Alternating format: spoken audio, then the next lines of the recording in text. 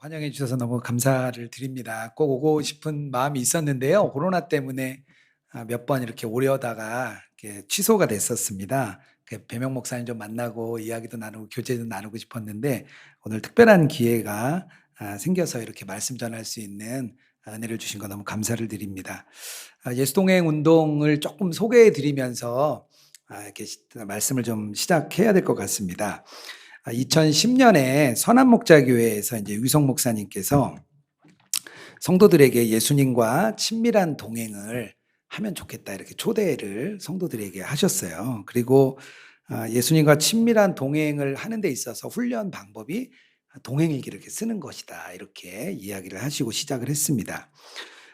처음에는 이제 다음 카페에다가 이렇게 방을 만들어서 성도님들이 막 쓰기 시작했어요. 근데 이제 성도들이 많이 쓰면서 별도의 앱을 하나 만들었습니다. 지금 예수동행 일기라고 치시면 나오는데요. 그 앱을 만들어서 함께 쓰게 됐습니다. 그런데 조금 지나고 나니까요. 외부에서 유기성 목사님의 설교를 들으시는 분들이 그 이야기를 듣고 앱에 많이 가입을 하셨어요. 그래서 처음에는 한 80% 정도가 선한목자교회 교인이었다가 한 6개월 만에 이렇게 뒤바뀌었습니다. 그래서 외부에서 오시는 분들이 한 80%가 되고 선한목자 교인들은 한 20%가 되는 상황이 생겨서 지금 제가 섬기고 있는 위드 지저스 미니스트리, 저희는 줄여서 그냥 위지엠이라고 부르는데요. 그때 이제 위지엠을 처음 만들고 저도 그때 2012년에 이제 첫 사역자가 돼서 그 사역을 지금까지 계속해서 섬기고 있습니다. 코로나가 되면서 저희들도 사실 조금 어려웠습니다. 왜냐하면 저희들이 사실 주로 사역하는 것은 이제 목사님들, 선교사님들, 전도사님들 대상으로 예수님의 사람 제자 훈련 세미나와 또 예수동행 세미나하고 교육하고 훈련하고 교회를 세우는 일을 주로 했는데요. 코로나가 되니까 이렇게 만나지를 못하잖아요. 그래서 조금 처음엔 좀 어려웠습니다. 근데 특별한 일이 있었는데요. 그전에는 저희들이 일반 성도님들 대상으로는 훈련을 하지 못했어요. 그런데 이제 코로나가 되니까 그러면 우리 한번 우리 성도님들 대상으로 예수동행일기 훈련을 한번 시작해 보자 하고 1회를 이제 첫 기수를 이제 넣었습니다. 그러면서 이제 처음에 그래도 1회니까 좀 많은 인원을 좀 모아보자. 그래서 300명을 모으기로 하고 이제 홍보를 시작했습니다. 그런데 2시간 만에 400명이 오셨어요. 그래서 얼른 이게 닫고 400명과 함께 2달간의 훈련을 마쳤습니다. 2기 때도 한 300명 정도, 400명 해보니까 좀 힘들더라고요. 뭐 이렇게 온라인으로 카톡으로 다 하려니까 힘들더라고요. 그래서 이번에는 꼭 300명만 하자 그래서 300명을 이제 오픈하기로 하고 창을 열어놓고 저희가 회의를 1시간 하고 돌아왔습니다. 그런데 1시간 동안 500명이 오신 거예요. 그래서 지금까지 5기까지 한 1,500명 정도의 성도님들과 함께 훈련을 잘 마쳤습니다. 제가 좀 궁금했어요. 이렇게 오시는 분들에게 전국에서 또 전 세계에서 오시는 우리 성도님들에게 왜 이런 훈련에 왜 이렇게 많이 참여하시려고 하시냐 그랬더니 예수님과 동행을 하고 싶은데 훈련 받을 곳이 없다는 거예요. 그런 이야기를 해주시더라고요. 저희들이 섬기고 있는 그 예수동행일기 앱에 매월 우리 성도님들이 한 2,000명 정도씩 새로 가입을 하고 계십니다. 작년 12월부터 1월 사이에 한 2주 동안에는 10,000명이 새로 들어오셨어요. 왜 그럴까 생각해 보니까요. 성도님들이 예수님과 동행에 대한 갈망이 많다는 걸 알았어요. 오히려 목사님들이나 우리 전사님, 선교사님들 섬길 때보다 오히려 성도님들과 훈련하니까 그 갈망이 훨씬 더 뜨겁더라고요. 왜 그 마음이 있었을까 생각해 보니까요. 제 옛날 생각이 좀 나더라고요. 제가 청년 때 이제 90년대 그때였는데요. 경배와 찬양이 그때 한국교회를 이렇게 휩쓸었습니다. 그리고 한국교회의 그 경배와 찬양의 힘이 저는 한국 그 교회들을 한 20년 정도 힘있게 끌고 온 것 같습니다. 경배와 찬양에서 말하는 이 핵심은 예배 때 예수님을 만나는 거예요. 예배 때. 그것만으로도 너무 많은 분들이 은혜 받고 목회자가 되고 저도 청년 때 그때 회심을 했습니다. 그런데 문제는 삶에서는 어떻게 살아야 되는지는 가르쳐 주질 못했어요. 예배 때는 어떻게 예수님을 만나야 되는지는 알았는데요. 삶으로 돌아가서는 어떻게 그럼 예수님과 살아야 되는 거지? 그거에 대해서는 알지 못했습니다. 성인이 되어서도 마찬가지인데요. 저도 직장 생활을 오래 하다가 목회자의 길을 들었었습니다. 저는 선원목자교회가 모교회여서 선원목자교회에서 이렇게 집사로 신앙생활을 했는데요. 직장 생활을 해보니까 어떻게 해야 될지 모르겠는 거예요. 어떻게 도대체 직장에 나가서는 내 삶을 그리스도인답게 살아야 될까? 그거 모르겠더라고요. 그래서 여러분들과 대화를 많이 나눴습니다. 장로님도 만나고 권사님도 만났는데 교회에서는 어떻게 살아야 되는지 답이 있으신 것 같은데 직장에서는 다 다르시더라고요. 다 개인마다 어떻게 해야 되는지 다 다른 방법을 가르쳐 주셨습니다.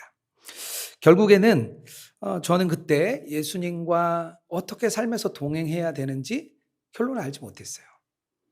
그리고 나중에 예수님과 동행하고 예수님을 바라보는 눈이 열리고 또 동행의 길을 매일 써나가면서 어떻게 예수님과 삶에서 살아야 되는구나. 그것을 나중에서야 깨달았습니다. 예수동행 운동에 참여하고 동행의 길을 쓰시는 많은 분들이 그런 고백을 해주고 계십니다. 교회에서만 예수님을 만나고 경험하는 것이 아니라 우리의 일상에서, 우리의 가정에서, 우리의 직장에서, 우리의 관계에서 예수님과 동행하고 있다는 고백들을 해주고 계신 거예요. 그렇다면 예수님은 주님께서는 왜 우리가 주님과 동행하기를 바라시는 것일까요? 왜 우리가 주님과 동행해야 되는지. 그 이유는 무엇일까요? 오늘 본문을 읽어보면 이런 말씀이 나옵니다. 오직 성령이 너에게 임하시면 너희가 권능을 받고 예루살렘과 유대와 사마리아와 땅끝까지 이르러 내 증인이 되리라 말씀하십니다.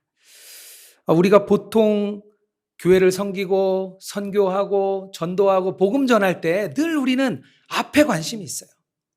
권능을 받고 땅끝까지 이르고 우리는 늘 앞에 관심이 있습니다. 그런데 주님은요, 오늘 말씀에 의하면 무엇을 원하냐면 증인이 되는 걸 원하시는 거예요. 무슨 일을 하기 전에 먼저 증인이 되기 원하는 거예요. 권능을 받은 증인이 되기 원하고요.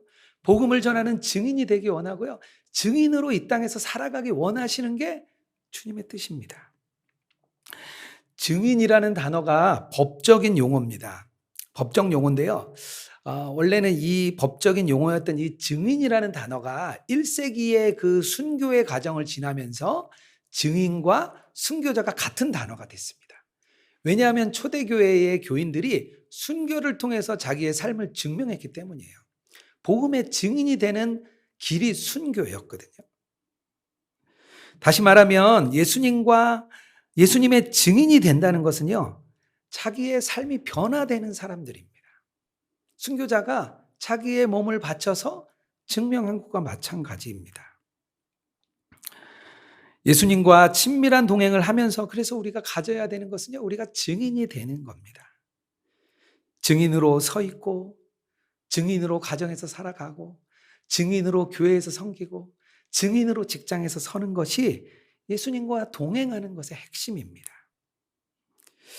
그러면 증인 되었다는 것은 무슨 뜻일까요? 증인이라고는 우리가 지금 계속해서 그 단어를 듣고 있는데, 그렇다면 증인은 어떤 사람일까요?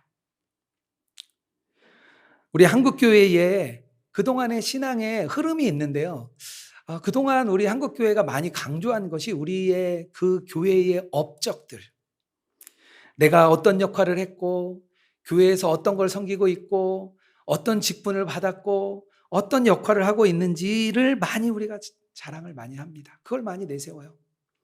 우리 집안이 몇 대에 대대손손 복음을 전하고 있는지, 우리는 3대째, 4대째, 5대째 복음을 믿는 그런 집안입니다. 이런 이야기들을 많이 하죠. 저희가 대만과 중국에 있는 선교사님들 또 대만의 현지 목사님들과 많은 예수동행 운동을 시작을 했습니다. 2013년부터 현지에 있는 이제 목사님들과 많이 교류를 하기 시작했는데요. 대만에 2013년에 저희가 세미나를 위해서 갔습니다. 목회자들이 한 300명 정도 대만에 이제 모였습니다. 그런데 그 대만에 오신 목사님들이 질문하는 게 늘 있었어요. 뭐냐면요.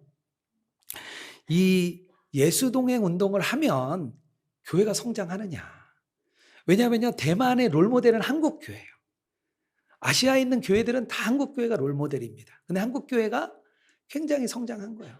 어떤 목사님이 17번을 한국에 있는 아주 큰 교회에 방문을 하셨대요. 그곳에서 배워서 그대로 하니까 대만에서 큰 부흥을 이뤘다는 거예요.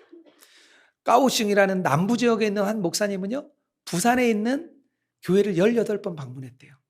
그래서 그 교회에서 배운 대로 하니까 교회가 성장했다는 거예요. 그래서 한국에 뭔가의 또 하나의 프로그램이 들어온다면 우리도 성장할 수 있습니까? 이걸 질문한 거예요. 선한목자 교회는 얼마나 큰 교회입니까? 이게 가장 큰 그분들의 질문이었습니다. 한국이 성장주의 모델을 갖고 있으니까요, 그걸 그대로 따라가고 있더라고요.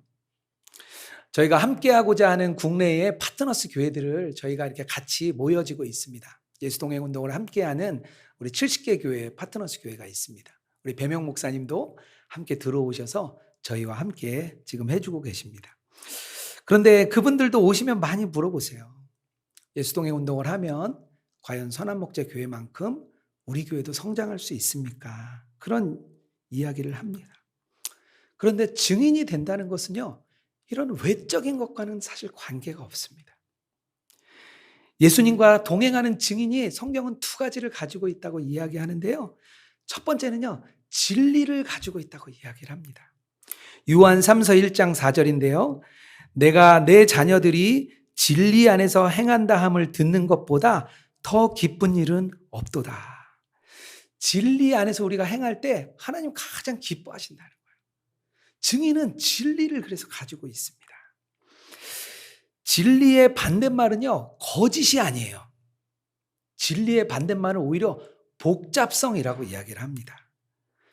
만약에 거짓만 존재했다면요, 아마 쉽게 제거할 수 있었을 거예요. 진리 안에 그런데 막 거짓이 막 혼재되어 있어요. 우리가 이단 보면 알잖아요. 이단에 가면요, 진리도 있어요. 근데 끝으로 가면 항상 가짜가 있는 거죠. 자꾸 뒤섞여 있으니까요, 참 구분하기가 어렵습니다. 복음 안에도 아주 교묘하게 거짓들이 타고 들어왔어요. 기복주의와 개인이기주의와 성강주의와 성공주의가 복음 안에 아주 가까이 들어와 있습니다. 그러다 보니까 가짜를 참 제거하기 어려워요. 결론은요, 진리를 명확하게 알아야 됩니다. 진리를. 우리가 진리라고 할 때 보통 하나님을 아는 지식, 예수님을 아는 지식, 예수님의 십자가의 죽음과 또 우리가 고난주간 지나고 있잖아요. 또 부활과 생명 이런 것들을 우리가 잘 알아야 된다고 하고요. 그게 진리가 맞습니다. 그래서 우리들이 그걸 가르치고요. 선교사님들이 선교를 나갈 때는 말씀을 잘 공부해서 또 신학도 공부해서 진리를 전할 수 있게 준비를 하죠. 진리를 전할 준비가 아주 잘 된 거죠. 그런데요, 거기에 한 가지가 빠진 게 있습니다. 뭐냐면요, 예수님과의 관계성입니다. 진리 안에는요, 관계가 포함되어 있어야 돼요. 요한복음 14장 6절입니다. 예수께서 이르시되 내가 곧 길이요 진리요 생명이니 나를 말미암지 않고는 아버지께로 올 자가 없느니라. 예수님께서 내가 곧 진리다 이렇게 말씀하실 때는요, 그 예수님을 아는 지식 그것만 이야기하는 것이 아니라 예수님과의 인격적인 관계가 포함되어 있습니다. 진리는요, 우리가 알고 있는 교리적인 지식을 넘어서서 참이신 예수님과 아주 생동감 있고 아주 역동적인 관계가 형성이 돼야 돼요. 진리이신 예수님과 관계를 갖는 사람들은요, 예수님의 삶을 자연스럽게 따라가게 됩니다. 예수님의 아주 작은 습관, 작은 행동, 큐티를 하면서 말씀을 읽으면서 그런 것들을 우리가 막 발견해내는 거죠. 예수님의 그 행동했던 것들을 우리가 말씀을 통해서 막 발견해내는 거죠. 그 말씀을 발견해내고 어떻게 내가 하루 동안 살아야 되지? 내가 어떻게 나의 삶에 적용하지? 이야기를 해서 우리가 우리의 삶에 적용하잖아요. 이것을 어렵다 이렇게 생각하면요, 어떤 결정도 할 수가 없어요. 예수님을 따르면 왠지 손해볼 것 같고, 예수님을 따르면 왠지 내가 피해 입을 것 같고, 바보같이 살 것 같고, 성공도 하지 못할 것 같고, 명예도 얻지 못할 것 같고, 뭔가 실패한 삶일 것 같은데 이렇게 생각하면요, 아무것도 따라할 수가 없어요. 그런데 예수님이요, 뭐라고 얘기하셨냐면요, 그 삶이 쉽대요. 예수님이 자기와 동행하며 사는 삶이 쉽다고 얘기하세요. 그러면서 이렇게 얘기합니다. 마태복음 11장 28절에서 30절입니다. 수고하고 무거운 짐진 자들아 다 내게로 오라. 내가 너희를 쉬게 하리라. 나의 마음이 온유하고 겸손하니 나의 멍에를 메고 내게 배우라. 그리하면 너의 마음이 쉼을 얻으리니 이는 내 멍에는 쉽고 내 짐은 가벼움이라. 예수님이 멍에가 쉽다고 얘기를 하시는 거예요. 유진 피터슨이 쓰신 메시지 성경을 통해서 한번 제가 다시 읽어볼게요. 너희는 피곤하고 지쳤느냐? 종교 생활에 탈진했느냐? 나에게 오너라. 나와 함께 길을 나서면 너희 삶은 회복이 될 것이다. 내가 너희에게 제대로 쉬는 법을 가르쳐 주겠다. 나와 함께 걷고 나와 함께 일하여라. 내가 어떻게 하는지 잘 보아라. 자연스러운 은혜의 리듬을 배워가라. 나는 너희에게 무겁거나 맞는 짐을 지우지 않는다. 나와 함께 있으면 자유롭고 가볍게 사는 법을 배울 것이다. 예수님은요, 거짓말하지 않으시고요, 참된 것을 주로 말씀을 하셨죠. 진리를 선포하시고 그 진리를 받는 사람이 새 힘을 얻었어요. 막 화를 내고 분을 내신 게 아니라 이 땅의 화해의 중보자로 이 땅에 오셨죠. 하나님과 우리 사이를 아주 친밀하게 가깝게 해주기 위해서 예수님이 오셨습니다. 선한 일을 하셨고요. 남의 것을 도둑질하지 말라고 얘기하셨습니다. 빈들에 찾아온 5천 명, 먹을 것이 없는 그들에게 예수님은 먹을 것으로 오병이어의 기적으로 그들에게 풀어주셨습니다. 선한 말을 통하여서 은혜로운 말을 계속 흘려보내셨어요.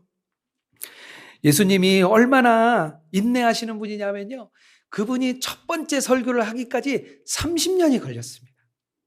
제가 늦은 나이에 목회자가 돼 보니까요, 목회자로 훈련받고 또 수련목 거치고 설교하기까지 6년이라는 시간이 걸리더라고요. 근데 그것도 너무 길게 느껴졌어요. 처음에는 막 뜨거운 마음으로 주님을 위해 가겠다고 했는데요, 6년 지나니까 언제였는지 다 식어버리더라고요. 근데 예수님은 30년을 기다리는 그 인내를 갖고 계십니다. 예수님은 자기가 메시아인데도 불구하고 세례를 받으러 들어가셨어요. 요한에게 세례를 받죠. 그리고 사단에게 40일 동안 기도할 때도 시험을 받습니다. 뿐만 아니라 시간만 나면 늘 조용한 곳으로 가셔서 하나님과 시간을 보내며 기도하셨어요. 하루는, 어떤 때는 하루, 어떤 때는 길게 그렇게 주님과 교제를 가지셨죠. 예수님의 삶은요, 굉장히 소박했습니다. 스스로 머리 들 곳이 없다고 얘기를 하셨죠. 옷 한 벌 걸치고 먹을 것도 생기는 대로 제자들과 함께 다니셨습니다. 심지어는 성전에 들어가는데 성전세 낼 돈이 없으셨어요. 하지만 재물에 정신 팔린 사람들에게는 채찍을 휘두르셨습니다. 예수님과 관계를 맺고요, 그 예수님이신 진리를 받는 사람은요, 이렇게 예수님처럼 살게 되고요, 예수님을 따라서 살게 됩니다. 진리이신 예수님이 오셨기 때문에 관계가 맺혀지고 예수님처럼 살게 되는 마음이 열리는 거예요. 그리고 예수님을 따라가게 되죠. 제가 선한목자교회에 처음에 들어왔을 때 예수동행일기 사역자로 첫 부름을 받았습니다. 그런데 제가 교회 집사로 이렇게 섬기다가 막상 교회의 전도사가 되고 나니까요, 되게 어색해하는 분들이 참 많았어요. 제가 또 선한목자교회가 모교회여서 오랫동안 이제 어릴 때부터 다녀서 어른들이 굉장히 어색해하셨습니다. 그리고 저 스스로도 되게 어색한 거예요. 지금도 목사라고 얘기하는 게 어색할 때가 좀 있습니다. 전도사라고 얘기하는 게 되게 어색하거든요. 그리고 함께 이렇게 있었던 목사님, 전도사님들도 저를 좀 만나면 되게 좀 어색해하고 불편해하시더라고요. 그래서 제가 생각했어요. 그래, 교회 와서 내가 새로 들어왔으니까 내가 잘할 수 있는 건 열심히 해야 된다. 제가 직장 생활할 때 참 열심히 했습니다. 그래서 잘한다는 칭찬도 많이 받았어요. 그래서 그 경험을 살려서 교회에서도 열심히 해야 되겠다. 그리고 늘 기도했어요. 주님, 진짜 감당할 힘을 달라고 늘 기도했습니다. 교회 사역을 참 잘 했습니다. 처음에 맡겨주신 사역을 잘 감당했어요. 처음 동행일기 사역이 시작될 때 아무것도 없는 데서 시작하다 보니까 늘 내일은 뭐 하지? 이런 고민이 늘 있었습니다. 그런데 하나하나 일을 또 사역을 해나가면서 예수동행일기라는 사역이 점점점 생기기 시작했어요. 그런데 열심히 할수록 문제가 생기는 게 좀 하나가 있었습니다. 뭐냐 하면 섬기러 오신 우리 집사님들, 권사님들하고의 관계가 좀 문제가 생기기 시작했습니다. 왜 그럴까 제가 생각을 해보니까요. 제가 너무 그 일을 열심히 하는 거에만 신경을 썼던 거예요. 오시는 우리 봉사자들로 오시는 집사님, 전사님들과 관계도 맺고 서로 친밀함을 누려야 되는데 저는 회사 일하듯이 교회 일도 한 거예요. 일을 열심히 하고 못하는 사람들은 막 빨리 뭐라고 해서 잘하게 하고 잘 못 따라오는 사람들은 막 끌고 가고 그러면서 문제가 생기니까요. 너무 힘이 들어졌습니다. 사역이 아무리 잘 돼도요. 관계에 문제가 생기니까 너무 힘들더라고요. 한 분의 관계가 어려워지니까 너무 힘든데 여러 사람들하고의 관계가 생기기 생각했습니다. 어려움이 생기면서 어떻게 해요? 주님께 묻고 또 주님 앞에 가는 과정이 있었습니다. 주님이 어려운 관계를 어떻게 통과해야 될까요? 그 과정 중에 주님이 알게 하신 게 있는데요. 저와 주님과의 관계가 생기면 사람들하고의 관계도 생겨야 된다는 거예요. 주님이 그걸 깨닫게 해주셨습니다. 그때부터 제가 좀 바뀌었어요. 사역이 잘 되는 것보다 오시는 집사님, 권사님들이 어떻게 사역하는지 또 어떤 관계를 맺는지 그렇게 경험이 되었습니다. 예수님을 바라보는 눈이 열리니까요. 관계의 눈도 열렸습니다. 저와 아주 힘들었던 몇 분이 있었는데요. 그분들은 지금도 저와 가장 가까운 관계 그리고 예수동행 운동을 함께 세워가는 아주 가까운 동역자들이 되어 계십니다. 어려움을 통해서 예수님과의 관계도 알게 되고 성도들하고의 관계도 알게 되는 저의 경험이었습니다. 제가 진리의 한 걸음 걸어갔던 경험이죠. 진리는요, 예수님과에 대한 지식과 예수님과에 대해서 알미 중요하지만요, 무엇보다 예수님과 인격적인 관계를 맺어가야 됩니다. 그렇다면 그 진리이신 예수님이 우리 안에 오시고 그 진리이신 예수님이 우리를 참고 견디고 양보하고 인내하고 다른 사람들을 위해 희생할 수 있는 그런 마음을 우리에게 열어주십니다. 그것이 우리 것이 됩니다. 우리가 예수님에게 배우고 예수님을 닮을 삶이 되어야 진리를 가진 증인이 되는 것입니다. 그렇게 되는 여러분 되길 주님의 이름으로 축복합니다. 두 번째로 증인이 갖고 있는 게 있는데요. 두 번째로 증인이 갖고 있는 건 생명을 가지고 있습니다. 베드로후서 3장 18절입니다. 오직 우리 주 곧 구주 예수 그리스도의 은혜와 그를 아는 지식에서 자라가라. 자라가라고 베드로 사도가 말하고 있는데요. 이 자라간다는 이야기에는 탄생하고 성장하는 이야기가 포함이 되어 있습니다. 탄생한다는 얘기는요, 우리가 생명을 가진다는 얘기입니다. 우리가 그리스도인이 될 때 생명을 받게 됩니다. 우리가 아이들이요, 태아로 있을 때 뱃속에 아주 작은 아이, 점 하나 있는 것 같은데요. 그 아이가 커서 나중에 성인이 됩니다. 저희 큰아이가 올해 20살이 돼서 대학에 갔는데요.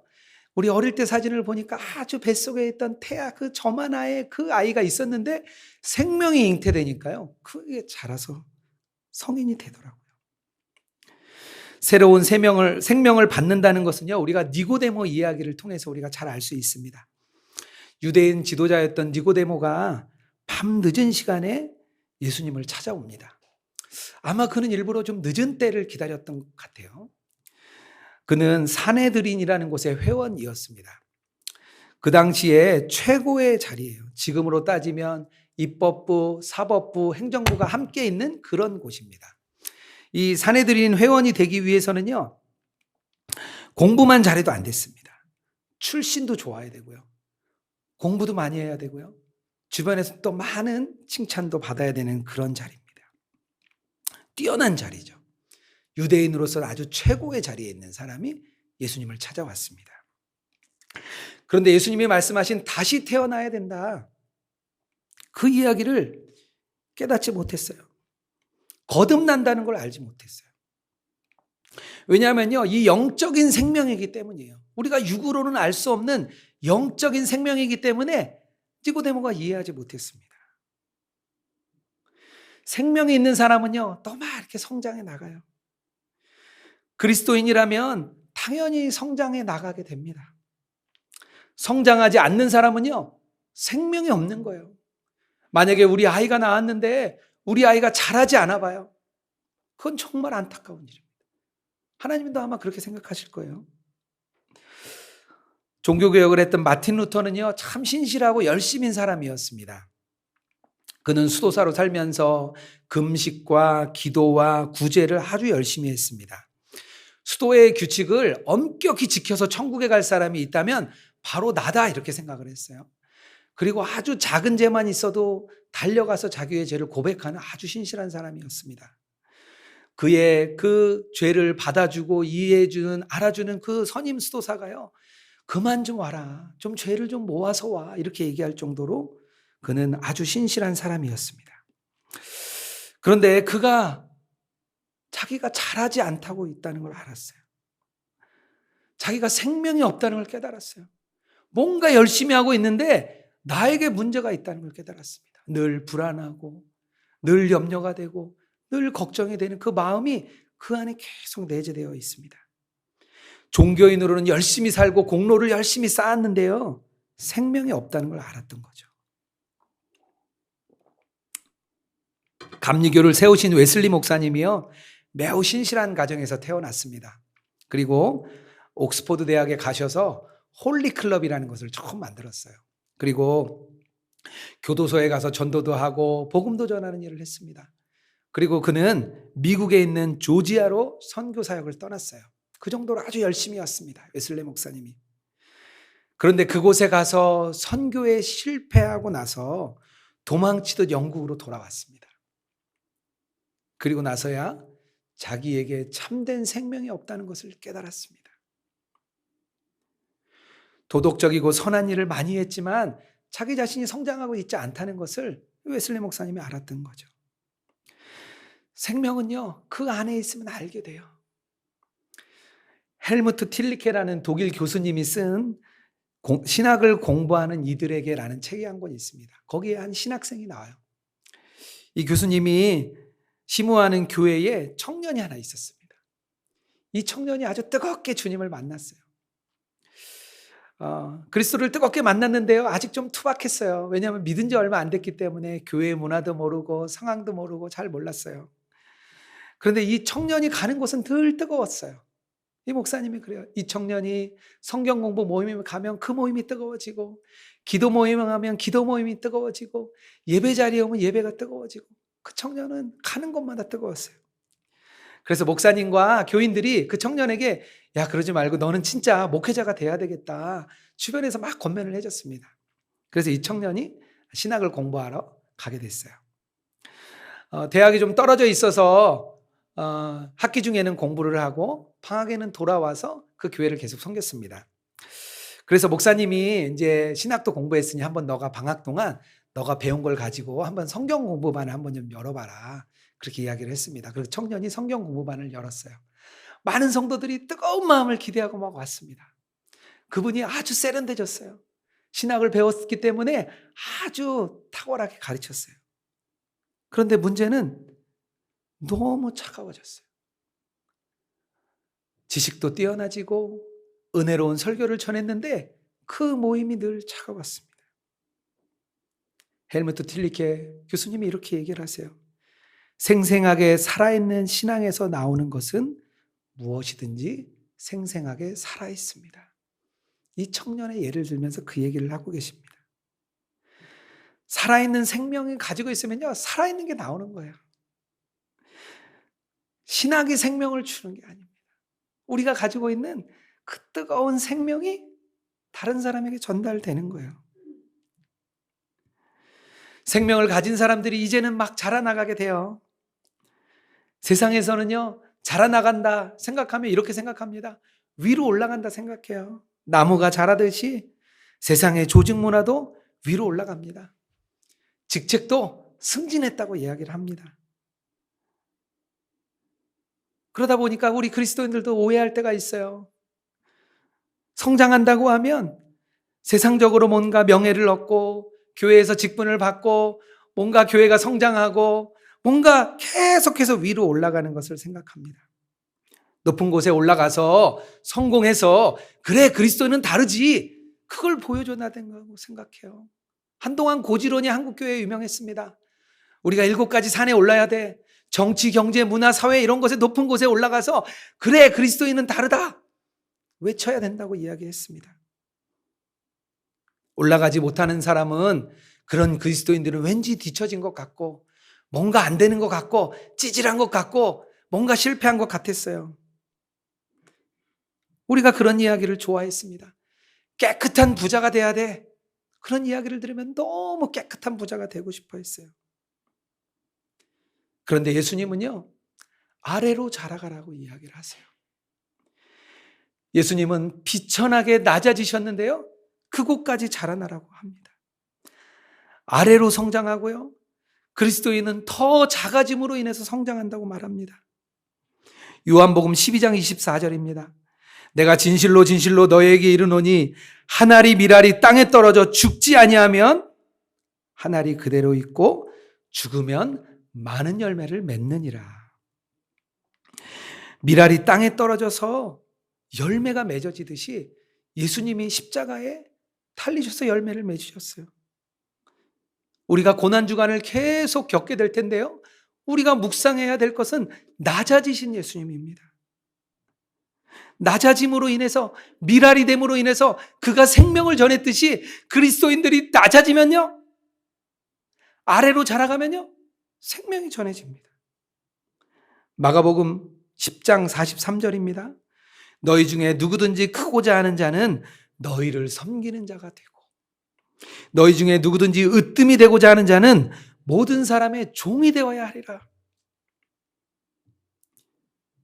예수님이 보여주신 성장은요, 그때 당시의 성장과는 달랐습니다.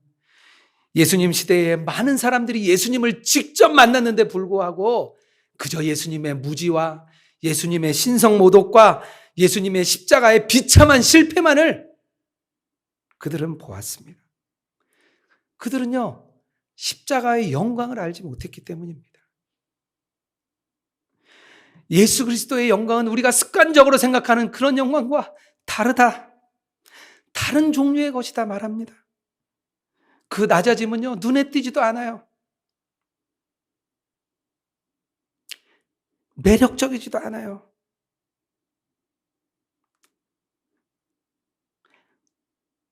우리의 욕망과 자아를 지켜 세워주지도 않습니다. 예수 그리스도의 영광은 십자가의 영광이고 낮아짐의 영광입니다. 아래로 성장하고 낮아진다고 하면 왠지 실패한 것 같습니다. 부족한 것 같습니다. 아무것도 할 수 없는 것 같습니다. 그게 우리 일반적인 우리들의 고백이죠.